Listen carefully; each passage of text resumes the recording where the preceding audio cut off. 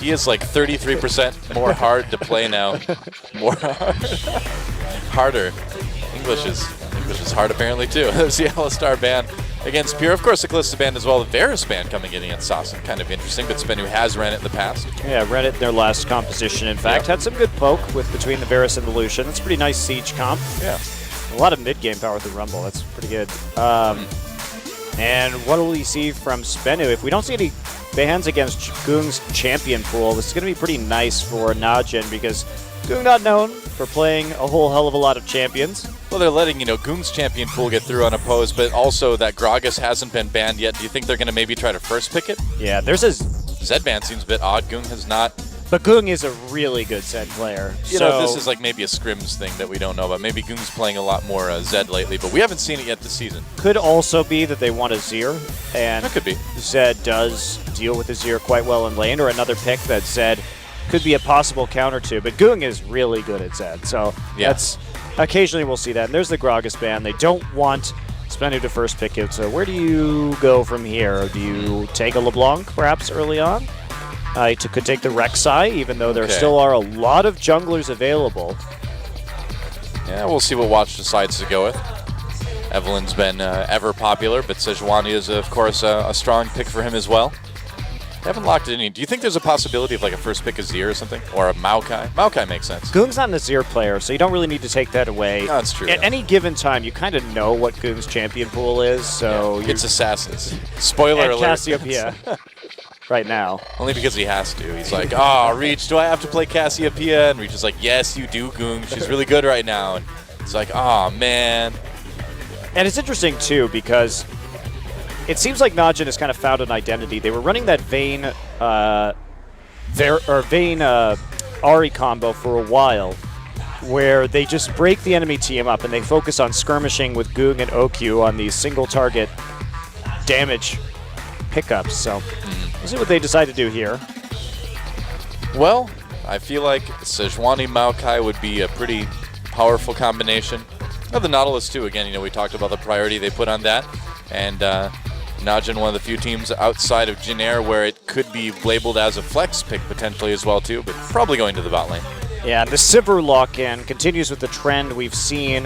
NaJin moving in after they got rocked by SKT and decided that maybe the Jinx and Vayne were not quite as good as they once thought. And so now they're just going for some very strong engage with Sivir and Nautilus. Got to practice some Zac before the pool party skin gets out. Oh, not this game though. Maybe the Vayne coming in for nuclear here. I don't think you want to play Vayne into Nautilus ult. I generally wouldn't. But who can surmise the mind of nuclear? Well, Amumu seems like he's got an ult that would be easily spell shielded. A Q as well. That would be easily spell shielded too. There we go. So Thresh, much more standard pickup as they lock it in. Not really showing us too much in terms of their draft. The question is, does this Vayne get locked in? And it does. So they may be able to feed Vayne early on if they can get this Rek'Sai into the lanes. Yeah. But that is, I don't know, you can spell shield a lot in that 2v2 lane if it's going to be Nautilus Sivir. I think their competition has the flaw of counting on Catch to do something too.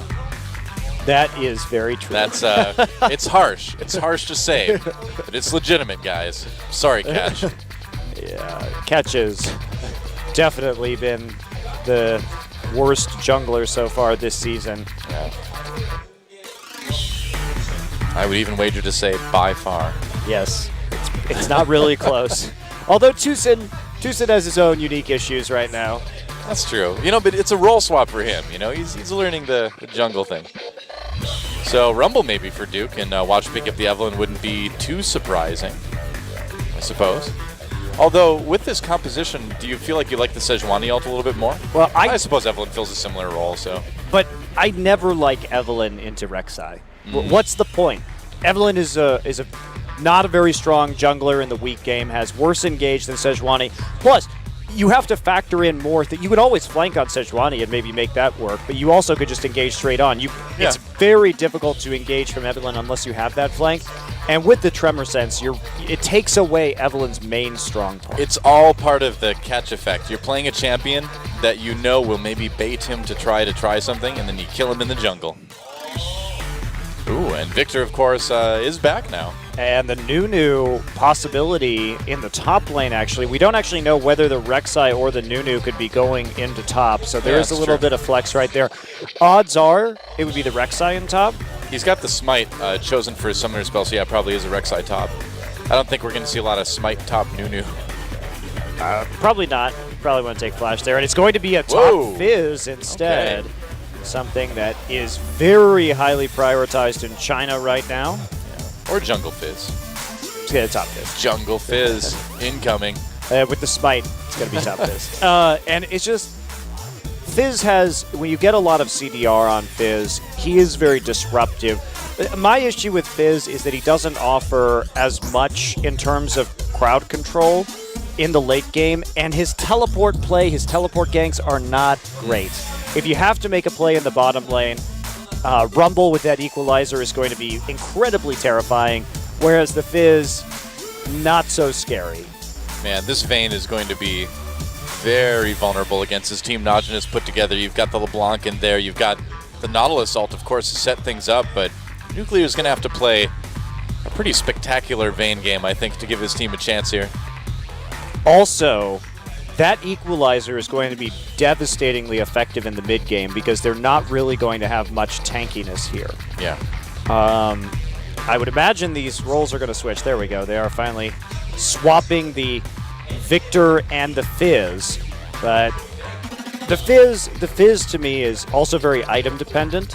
Yes, it can do a lot of damage. Yes, it can help shut down the back line, but in this case, he's not really going to be able to get onto LeBlanc. And Sivir has a spell shield. So, and also, if he goes into the back line, he's probably just going to be depth charged and forced out of the fight. It's an interesting pick. I have to say, I really think that there are much better top lane picks right now that provide more versatility.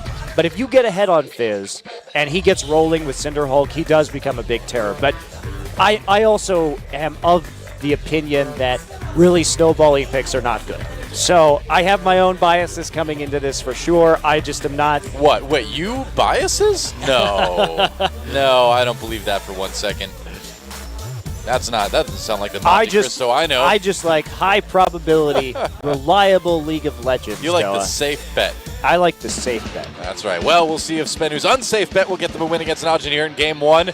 Time to get into the game and find out.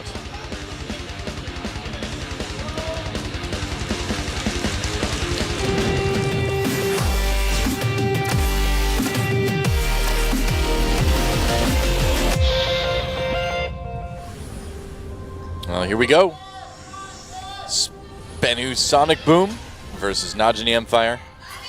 Victor and the Fizz was also the name of my 1950s doo-wop band as well. What do you know?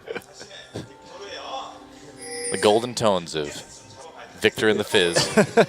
It's a great name for a band, actually. It is, isn't it? Retirement planned. So, Sasentu on this Victor is going to be the only one on his team that has wave clear. And that's another thing you have to consider with Fizz, is that his wave clear is his playful trickster. But the problem with that is that even if you're under the tower, of course you could say, well, Hecarim has melee wave clear. Well, you would be correct. But Hecarim, he doesn't die to a tower dive if he uses his wave clear.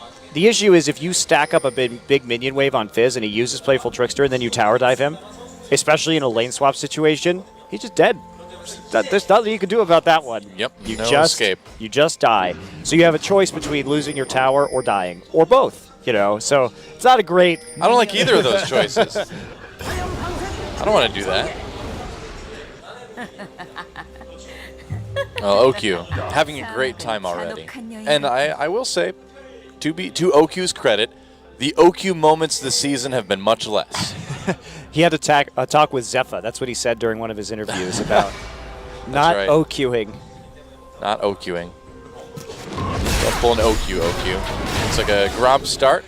for Watch, and we'll see if they give it over to him. They will. Okay. So we are going to just get standard lanes in this game. Rumble going to go ahead and do that Wolf Camp while Fizz does Gromp with his Smite. So he will get that Gromp buff nice and early here. Yep. And Fizz actually going to go do Wolves also. So it's like a double jump camp. Duke is still struggling with the Wolves by himself. Awkward. Nearly dies.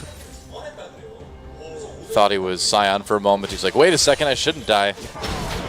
Against his first camp. So he's going to go back before TPing up into the top side. Grabs. Oh wow, Nuclear just tumbled right into the stun.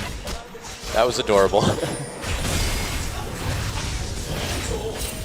And Sasin having some trouble early in this lane. Yeah. So for me, this is going to depend on how much NaJin can make plays around this bottom lane. Any teleport plays with Vayne, if we get that 3v3 or that 4v4 in the bottom lane with Fizz and Vayne down there, could get a little bit dicey for SBENU if NaJin finds a chance to make an early play in this game. Well, they're certainly putting the pressure on already.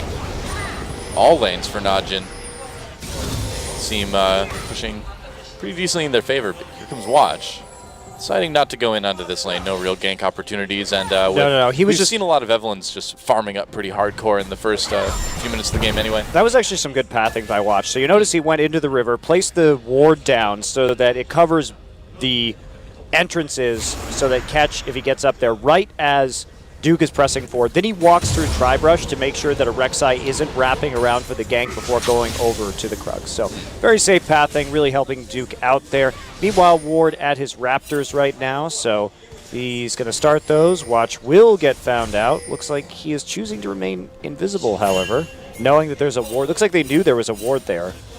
No, I mean, it's a... Is it a common place right now against Evelynns? I feel like I've seen it before. Pure coming up as well with that roam. They're going to catch Sasin going in. Can they actually do the damage, though? Sasin getting low. Goon goes in for one more hit. Looks like the berry will be just enough. Oh. That was close, but Sasin stays alive. Burns both summoners.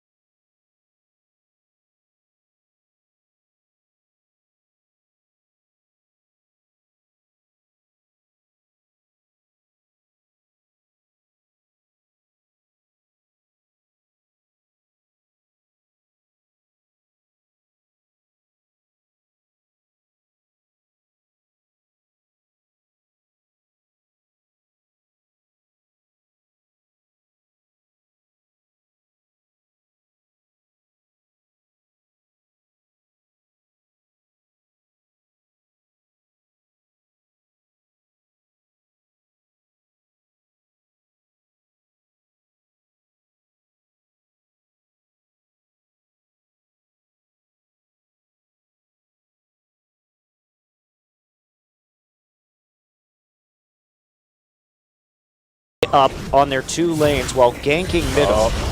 Oh, Catch. Watch managed to smite away. Did he? No, he didn't. Yeah, he got it. Oh, he did get it. Okay, I was looking for the effect. Yep. Oh, Pure gets grabbed by the Descent. It's going to take a bit of damage from Nuclear, but OQ comes in to deliver a bit of auto-attacking himself. Oh, gets flayed, though. Man, this spot lane is getting a bit bloody here. NaJin's playing really well.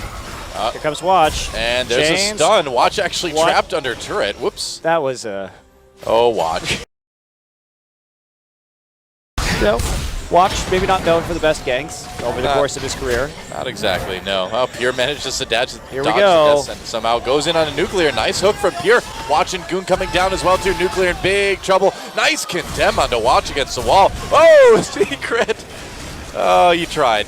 Great re-engage there, and you have to communicate that better if you're SBENU. You can't keep putting yourself in danger's way. Yeah. And NaJin managed to get their jungler and their mid laner from mid lane down to bottom lane during the course of that skirmish with very little communication from SBENU or a willingness to back off. Sure, Pure landed the hook, but even so, that's a pretty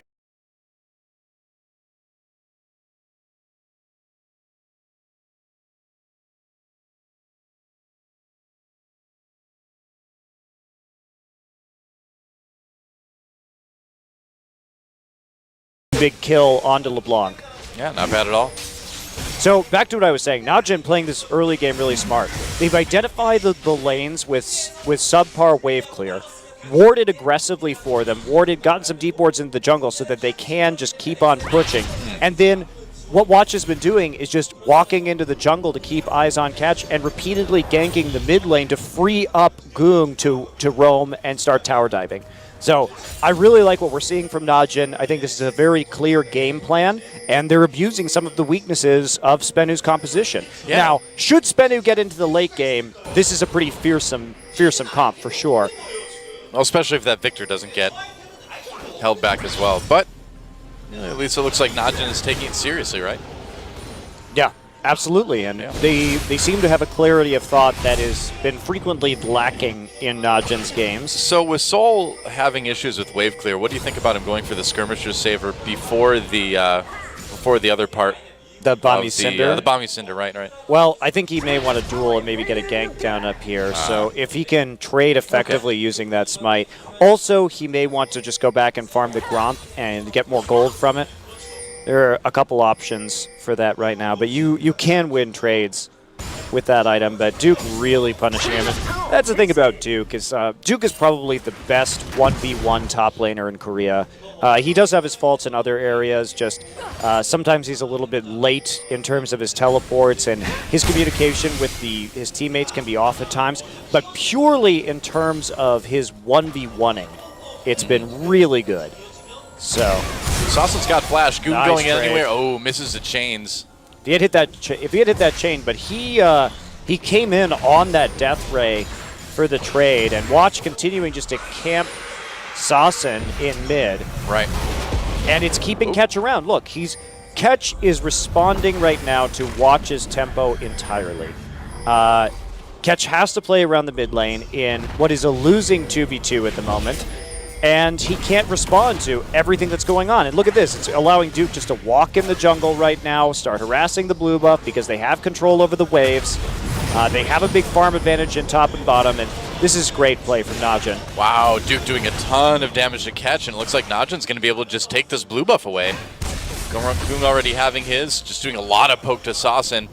And this could set up a pretty decent dragon. Oh, wow, he got it. Smited it away. Yep, and that was a miscalculation on the smite by Watch. He left it with about 20 HP on the smite. So mistake by Watch allows Sol to pick up a blue buff. That is going to be quite annoying for Duke, who had built up a nice little lead for himself in the top side. There's Watch. Looking embarrassed. Smite misser. Aw. It's rough. You don't want to anger Duke. You don't like him when he's angry. Incredible Duke. His Excellency, the Duke of the top lane. Successor to Flame. First of his name. But it was the second of his name. Flame? No. Duke is the second of his name. Oh, well. Was Leopard first. That's true. Second name of his name. Second name. All right. Catch trying to be sneaky right here. This is dangerous, considering that they don't have control over mid and bottom at the moment. They might get away with it, though. Is not going to see this one. Yeah, I think they're going to actually be able to grab it. And SBENU showing that they still can be a bit tricky, a bit solid here in the early game. Yeah, clean dragon for SBENU, not bad. Yeah, they're going to see that dragon buff come up on the other members of SBENU. Miss that hook. Watch is here for a gank, can't find it. No eyes on the dragon, though. And LeBlanc backing right there did make it difficult. Yep. Morellonomicon now for Goong, so he did finish his first big item. We'll see if Sawson is able to do something. I suppose Sawson's been upgrading his item as well, too. The Hextech Core. The Hextech Core? Yep. No, he hasn't done it yet, has he? No, he has not. This is very odd. He's going for an Athene, so really wants that early magic resistance instead of what we typically see, which is that... Oh, he has upgraded. Pierre taking a lot of damage here. He gets the ult down on a nuclear, though. Pierre running away, gets taken down. Kill goes to Secret. And OQ not really in a position to chase this down and go for any revenge. Yep. So, nice gank by SBENU. Yeah, a little bit too far forward, and Pierre uses his ults. Two summoners still can't get out of it. Meanwhile, only two summoners used on the side of SBENU. Yeah. So the CS lead still, you know, good in top and bottom, but SBENU finding little ways to stay relevant to the game. You know, sneaking that dragon game, kill bop, and here comes Watch. Big damage onto Nuclear here. Secret very low as well, but wow, they take down OQ. Watch trying to get a kill too. He manages to catch. Soul teleporting down along with Duke. There's Equalizer. Secret gets burned down, and Soul in a lot of trouble as well. He's going to have to give another kill over to Duke. That's a double now. And Goon comes down to take out Nuclear under the turret. So NaJin responding to that kill in bot lane with 4 for themselves. Wow. So that is what I'm talking about when we talk about Fizz relevance in a TP situation. He had finished his Cinder Hulk, but he just can't lay down the same kind of AoE. And as a reminder, that was a 3v4 until Goog showed up just to pick somebody off at the end. So that Rumble doing a hell of a lot more. Let's look at the start of this fight. Sure, Death Sentence is down. It's a good ultimate. The catch is still waiting there. They are low, but they take out OQ fairly quickly. But then this Fizz just kind of, he misses his ult onto Watch, but even if he hits it, Duke still chases him down right there and probably still drops the Equalizer to kill Secret. I don't see a way Soul gets out of that alive. Either way, Duke's getting a double. And it seems, do you feel like Saucin was just really late in following Goong down to the bot lane as well too? Well, hard to be quick in following a LeBlanc, to be fair. Okay, that's true. Point taken. Victor is not the speediest champion in League of Legends. Yeah, and he's also just not very well equipped to deal with that kind of team fighting yet. But Goong again showing up on LeBlanc, and this has always been one of Goong's champions. He plays it very well. Just a matter of how good NaJin is seems to fluctuate, and how good Goong is onto how many bans Goong gets against him. Is there a meta where there are power picks like Kalista, like Ryze on this patch that have to be banned? Well, that's going to free up picks for Goong. And when Goong is free to pick between his usually 4 to 5 champions that he can play at any given time, he's going to do well. He's like a lesser version of Dade, where his picks are pretty damn scary, but there aren't that many of them. Yeah, I think the really interesting thing is when the meta inevitably goes through its changes. Later on in the season as patches come and go, will Goong be able to remain relevant? It's always the question. Historically, the answer is no, but we'll see if maybe he's turned things around here. Oh, Watch. Takes advantage of catch, has to ult as well. Now he's going to turn things around. Goong coming up. Got to be careful, though. They don't have a ton of vision there. Yeah, Goong just poking a little bit. Gets the chains onto Secret, though. Oh, this could be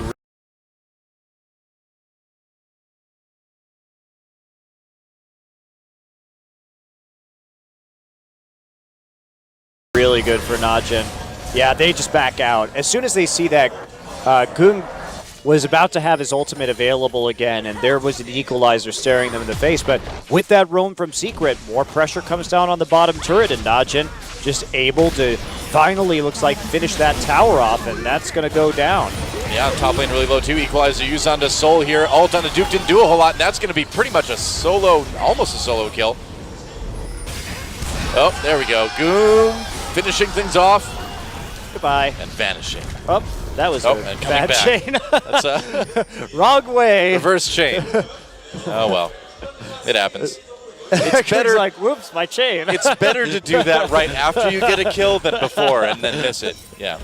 Having a laugh right there. But he did use the distortion well to safely pick up that kill. And we're really, I think, seeing the weakness of the Cinder Hulk Fizz in this particular game. Difficult to farm early. Yes, and to be fair, it is also Soul versus Duke. Yeah. Obviously, if it was Duke on Fizz and Soul on Rumble, it would be closer. But even so, Duke showing how to shut it down here, showing its weakness in some of these teleport ganks, and then just in the early skirmishes. If the Fizz gets behind, which he is now, 50 CS, and I mean, this Rumble is massively fed. We could see the Flame Horizon reached by Duke this game. Absolutely. Yeah.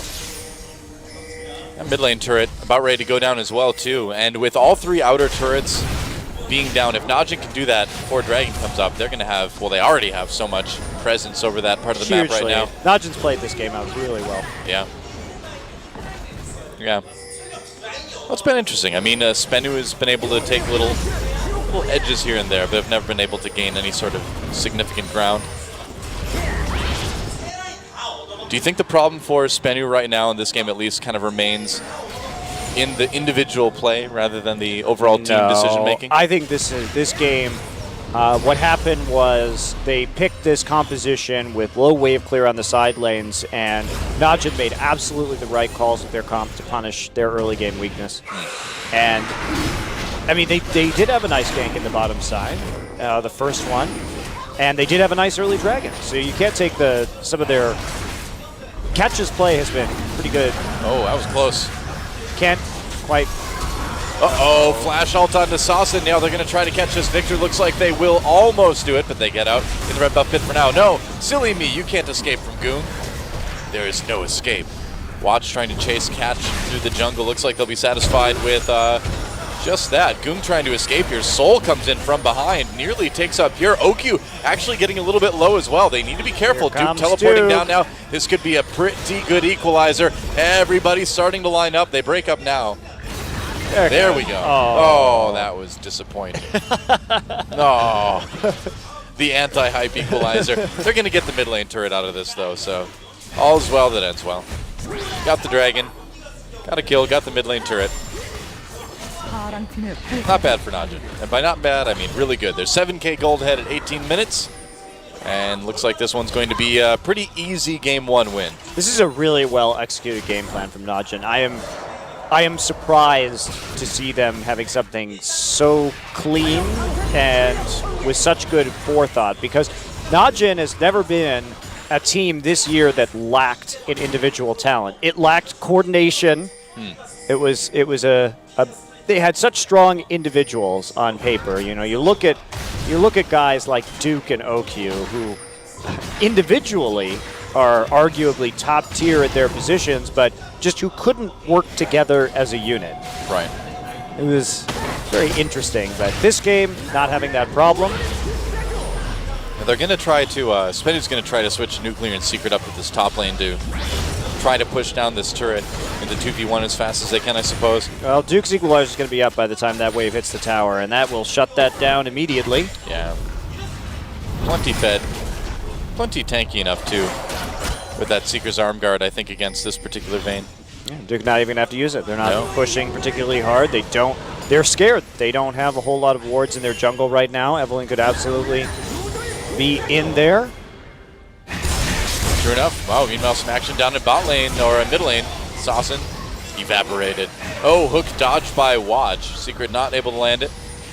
That feel when you have to deal with a Fed LeBlanc. Yeah. It's really nothing he can do right now against Goong's LeBlanc, and Watch just popping out of the shadows for a singular hate spike to steal away the kill.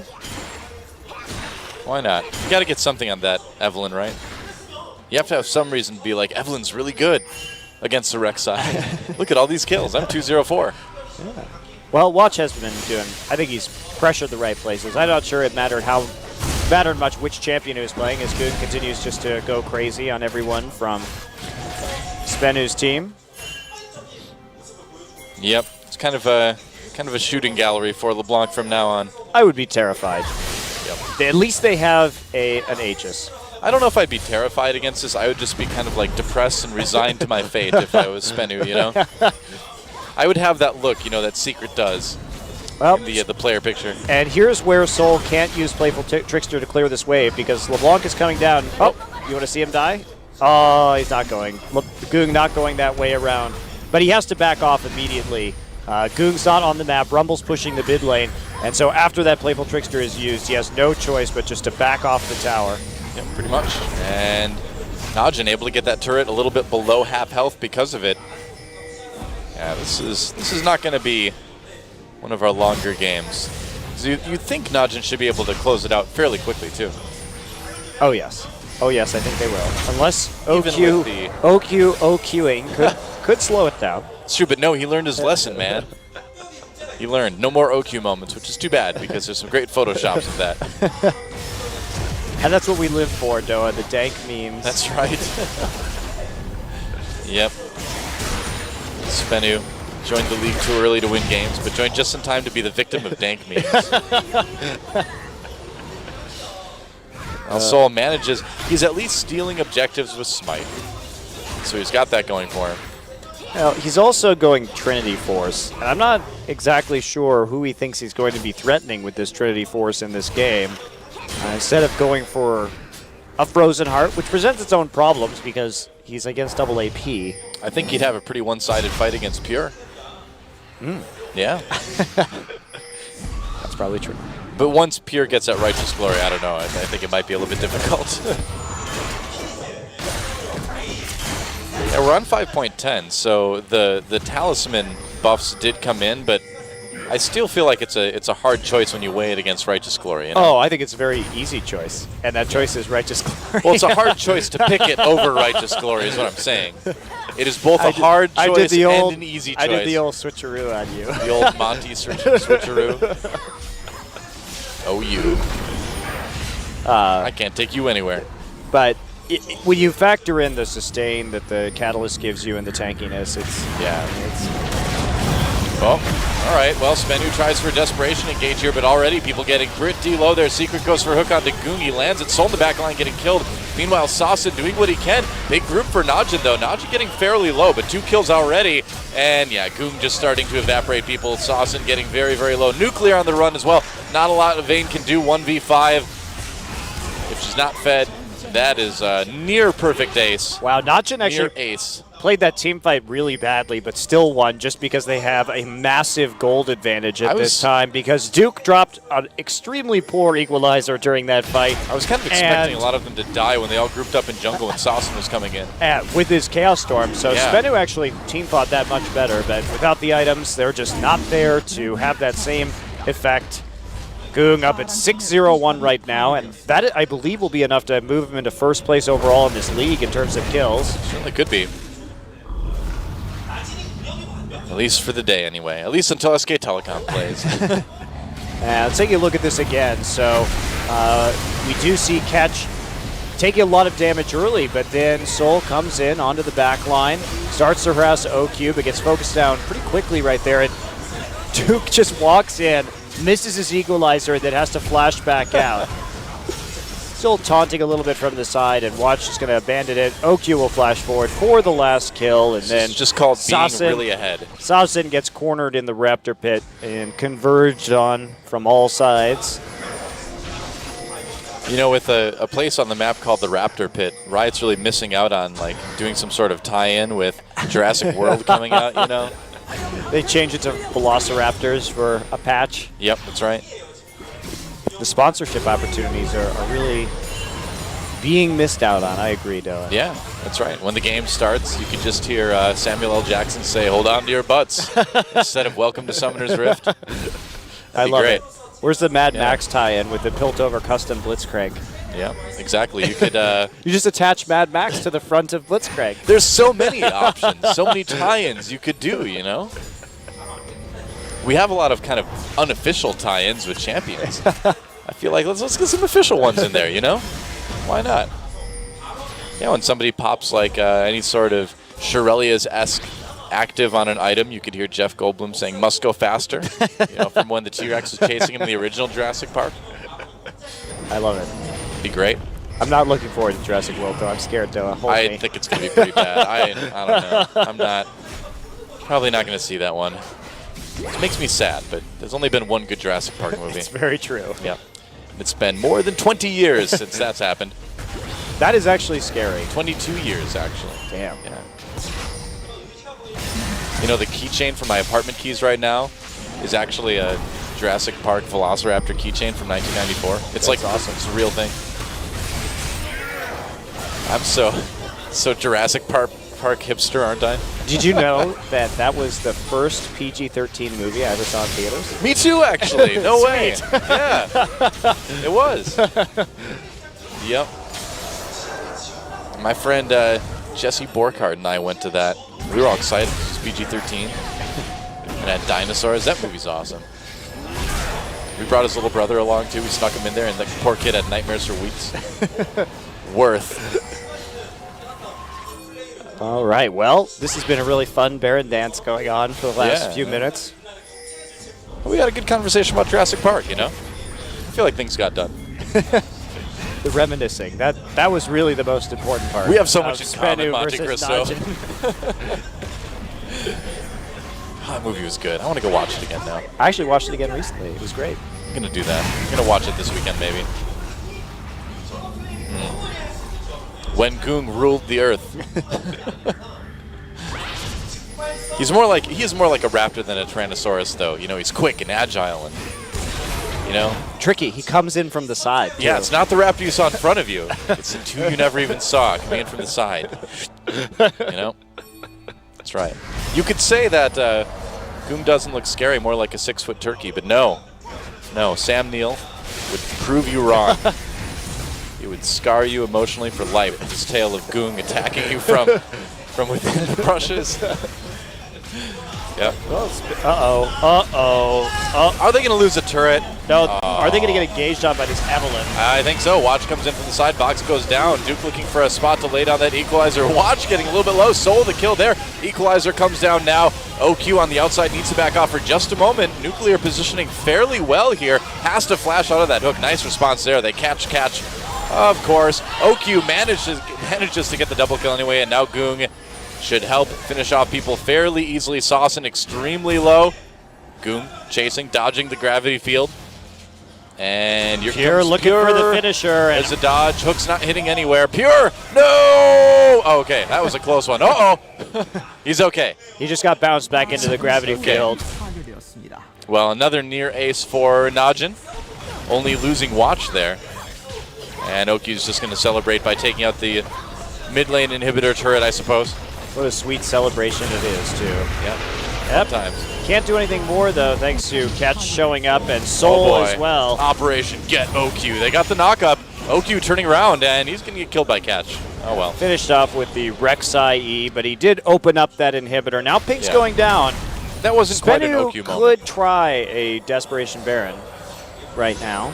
I think that's really their only choice, you know. They do have 2 smites, and quite a bit of damage from this Fizz. Could get it. And the Vayne. Definitely an option, but Watch is here. And teleport coming in from Duke as well. Equalizer back up, and it looks like SBENU, missing the ult with this that equalizer Fizz. could be huge.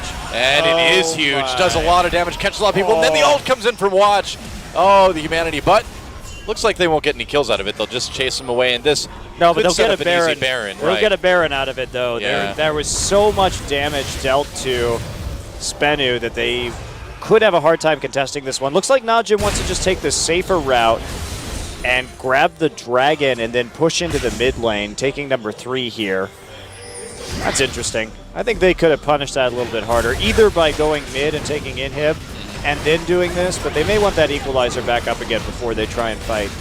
Yeah, looking a little bit lazy in the later stages of the game here. I just don't think they're punishing as hard as they could. Yeah. But they don't really have to. They played an excellent early game. True enough, the Flame Horizon has been reached by Duke now. 102 CS ahead of Soul. Not too bad. I'd say that's pretty damn good. Yep. All right, so Equalizer seconds away from being back up, and that is going to be the time to prompt another. There it is. Oh, there it is, yeah. All right, well, I guess it just gives you an earlier Baron, doesn't it, if they decide to turn around? But no, they want the fight. Duke maybe throwing that down a little bit early there. Well, he got some damage down and the Leandri's proc. They still saved all the rest of their ultimates. And well, if they are going to take the Baron. Well, they're going to bait good, it with their Sivir ult and poke, and they... Catch is going to see them with the Tremor Sense. Yeah. You have to have somebody like running around in the Baron pit right there to fool the Rek'Sai. You have to do a little bit of acting if you want to try and bait Baron against Rek'Sai. In general, you can't just sit there. Especially you can't move. You certainly can't run back and forth in the Speed Shrine. Yeah, that's a little bit of a giveaway. Wow, a lot of damage onto Secret. And there's Sivir ult activated. There's no ward protecting. There's the ult on the Nuclear now. We'll see if he can get away. Nope, he's immediately gone. And that inhibitor is going to be taken by NaJin, and we'll see if they just push ahead for the win here. They don't necessarily need a whole lot else, but no. They're going to pull back and take that Baron, I suppose. Yep. Take the inhibitor, chain it right into the Baron. The Vayne is gone. They could have just probably pushed for the win, though, couldn't they? Yeah, they had Equalizer again. Vayne was gone. Yeah, they could have, probably, actually. Well, I mean, this is the safer route, I suppose.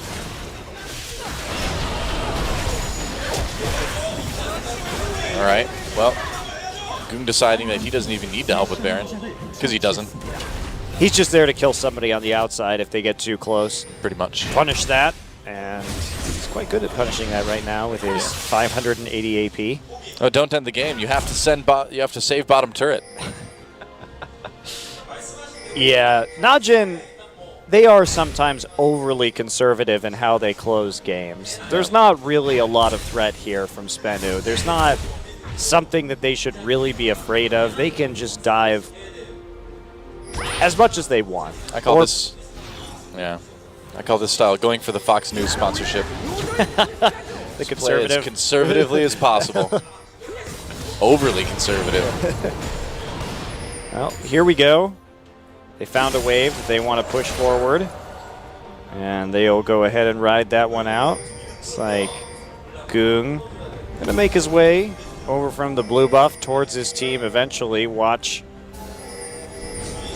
Setting up right now, making sure there's not a flank that could be dangerous to his team going on. They may try and bait this one in. They don't see him right now. He's been immobile, so if anybody doubts him. There we go. All right, just taking down another turret. Wow. Okay, so somewhere in there Soul died. And now they're going to pop the Sivir ultimate onto Sasson again. He's going to flash ahead. There's the equalizer. Sasson gets completely blown up. Double kill already for Goong. Nuclear a bit low. Make that a triple. Are we going to see? Oh, Rumble denies the Penta. Oh, Duke. Watch decides to take one too. Why not? And NaJin, after getting that nearly perfect ace yet again, will go ahead and end the game against SBENU. Pretty clean for the most part. Overall, GG. Yeah, I mean, under 35 minutes, and I'm really impressed with how hard NaJin punished SBENU in terms of their low wave clear side lanes and the repeated camping of the mid lane to prevent Catch from doing anything while Rumble and Sivir and Nautilus pushed up. Great early game plan from NaJin and very well executed. It really just seems, again, like more than anything, if you can shut down Catch, which is not hard to do, you really cripple SBENU. Yeah, and questionable composition there, I think, from SBENU. What they've done well is control dragons early, and